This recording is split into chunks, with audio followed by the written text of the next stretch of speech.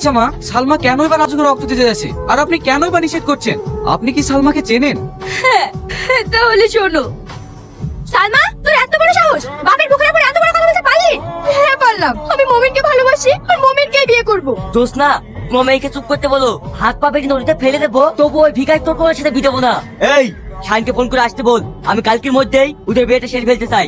আব্বা, আমি একজন সাবালিকা মেয়ে, তুমি আমার বিয়ে জোর করে দিতে পারো না। আমি ওই মমিনকেই বিয়ে করতে চাই। চুপ, আই আয় আমার সাথে। আজ থেকে তোর স্কুল প্রাইভেট সব বন্ধ। আমার মান সম্মান নিয়ে সিনেমিনি খেলা।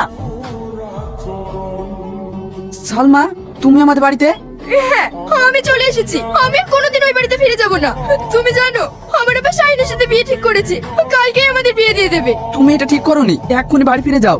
না, ও যেহেতু চলে এসেছে ও এখানেই থাকবে। আজকে তোদের আমি বিয়ে দিয়ে দেবো, তারপর কে কি করে আমি দেখছি।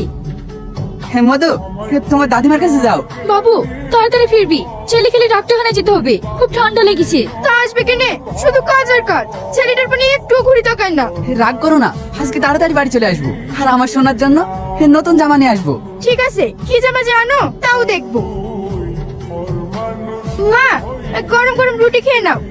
সাসি, সাসি! কি রে, এভাবে দৌড়াচ্ছিস কেন? মুমিন ভাই লরিতে অ্যাক্সিডেন্ট করেছে, ও আর বেঁচে নাই। তুই কি বলছিস? আব্বা, তোমরা আমার বাড়িতে? অনেক হয়েছে, আর না।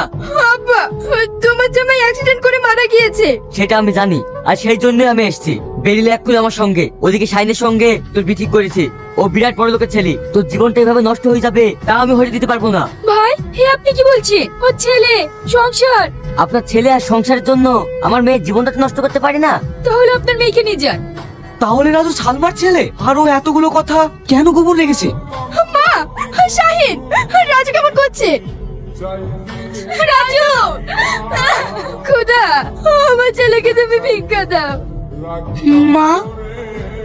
শাহিন, তুমি আমাকে ক্ষমা করে দাও। সালমা, তোমাকে ক্ষমা করতে পারবো কি তা জানি না, কিন্তু রাজুকে বাঁচাতে হবে। মা, রাজু, তুই পারবি না আমাকে আব্বা বলে ডাকতে? তুমি তো আমার আব্বা।